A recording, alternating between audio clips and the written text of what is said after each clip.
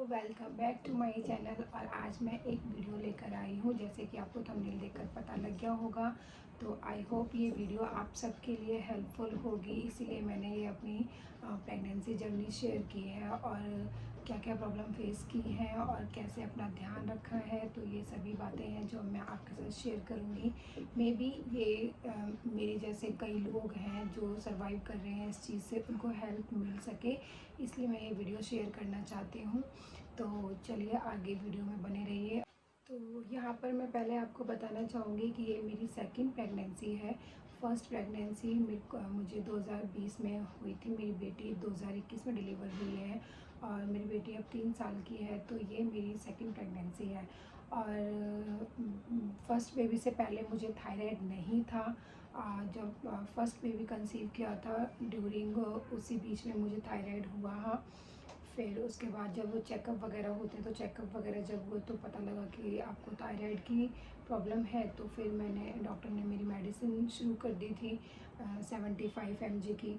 तो मैंने वो लेनी फिर शुरू कर दी थी। और उस टाइम पे मुझे कोई आइडिया नहीं था कि थायराइड क्या होता है क्या नहीं है, क्योंकि शादी से पहले हमें कोई बीमारियाँ नहीं होती हैं। सभी बीमारियाँ हमें शादी के बाद ही लगनी शुरू हो जाती हैं, और जो कुछ बची कुची होती हैं वो प्रेगनेंसी के टाइम पर या डिलीवरी के बाद।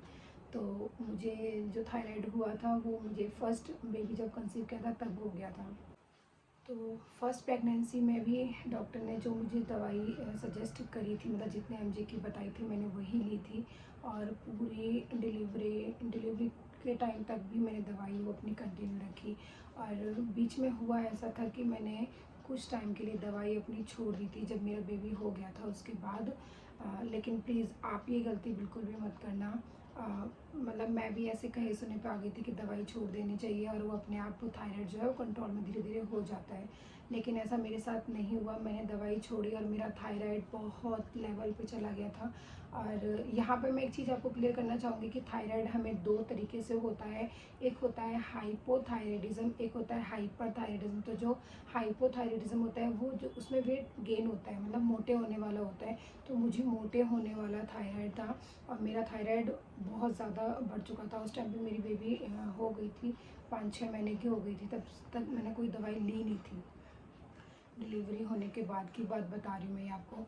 फिर जब मैंने चेकअप करवाया उसमें पता लग जाता है आपकी बॉडी मतलब इतनी वीक हो जाती है, बाल झड़ने शुरू हो जाते हैं, इतने बाल झड़ते हैं, टेंशन इतनी ज़्यादा रहती थी मतलब, और बिना बात की थकान सी रहती थी। तो फिर मैंने सोचा कि चलो एक बार चेक करवा लेते हैं।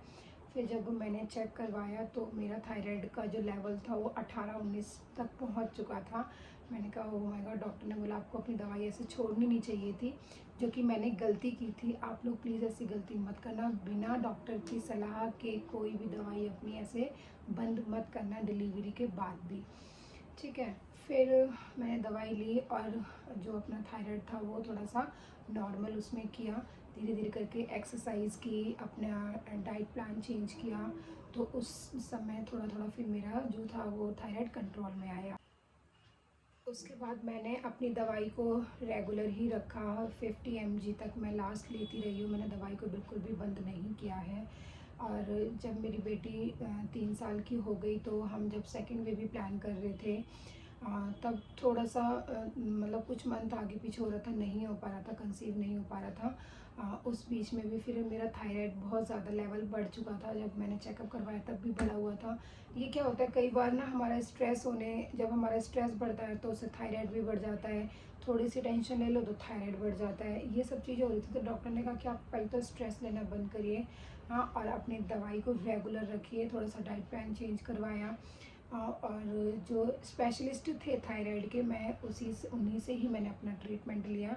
तो फिर मेरा थायराइड जो था वो सबसे पहले तो मैंने सेकंड जब बेबी प्लान कर रहे थे ना, तो सबसे पहले अपना थायराइड मैंने नॉर्मल करवाया किया दवाइयों के थ्रू और एक्सरसाइज की। वो मैं वीडियो में आपको आगे बताऊंगी कि आपको डाइट में अपने क्या क्या चेंज करना चाहिए, कौन सी एक्सरसाइज करनी चाहिए, तो जिससे आपको थोड़ी सी हेल्प मिल सके। तो मैंने भी ऐसे ही किया, दवाइयाँ ली। और डॉक्टर ने फिर मेरे जो दवाई चलाई थी मतलब mg की, वो 100 mg की चलाई थी और मैंने 100 mg की दवाई ली है थायराइड में, जिससे कि मेरा थायराइड जो लेवल था वो कंट्रोल हुआ। और विथ गॉड ग्रेस मैंने कंसीव भी कर लिया इसी बीच में। तो अभी जो मेरी प्रेगनेंसी का है वो 8th मंथ चल रहा है, मतलब 30 वीक, मुझे 30 वीक मेरा रनिंग है, 30वां हफ्ता मेरा जो है वो चालू है प्रेगनेंसी का। और टचवुड सब कुछ अभी ठीक है। दवाइयाँ मैं अपनी प्रॉपर ले रही हूँ और थायराइड की दवाई भी रेगुलर ले रही हूँ, जिससे कि मतलब बेबी पर भी कोई असर ना पड़े और मैं अपनी दवाई लेती रहूँ, तो ज़्यादा वेट गेन भी ना हो। डॉक्टर की सलाह से प्रॉपर मैं ये काम कर। तो यहाँ मैंने लास्ट मंथ अभी चेक करवाया था अपना, मेरा ये 7 जुलाई को ही मैंने टेस्ट करवाया था, जिसमें मेरा जो थायराइड है, जैसे मैं क्या आपको विद प्रूफ दिखा सकती हूँ। ये देखिए मेरा थायराइड कितना आया है, ये है 5.450 समथिंग।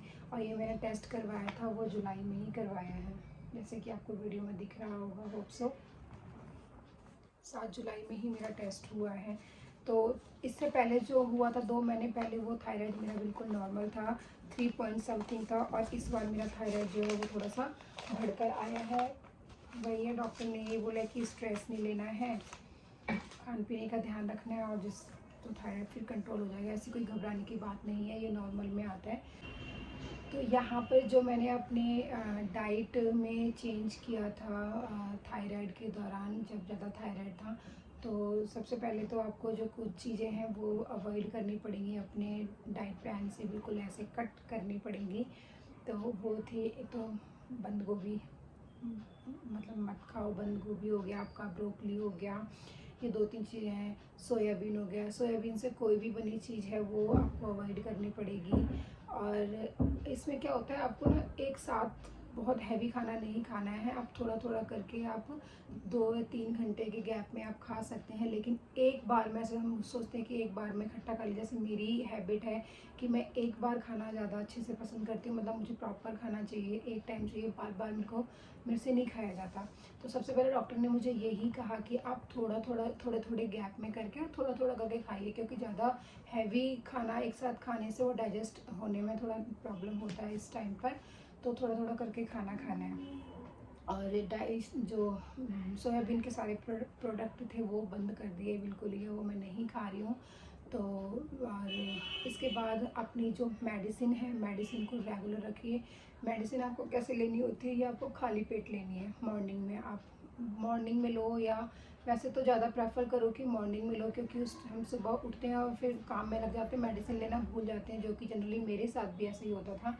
तो मैंने अपना एक रूटीन बनाया, डॉक्टर ने मुझे सलाह दी कि आप सुबह उठते ही खाली पेट आप पहले ये मेडिसिन ले लो, फिर उसके 15 से 20 मिनट, मैक्सिमम 30 मिनट गैप में आप उसके बाद अपना जो भी है ब्रेकफास्ट वगैरह आप कर सकते हैं।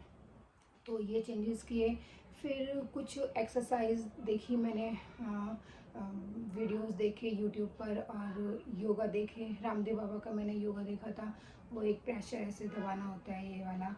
कुछ 2-3 एक्सरसाइज थी वो, योगा वाली एक्सरसाइज भी थी और योगा भी था, तो वो किया, है ना। तो डॉक्टर ने बोला कि आपको एक्सरसाइज तो करनी पड़ेगी, रेगुलर रखनी पड़ेगी, हल्की एक्सरसाइज करनी है, ज़्यादा हैवी नहीं है, तो आप कर सकते हो।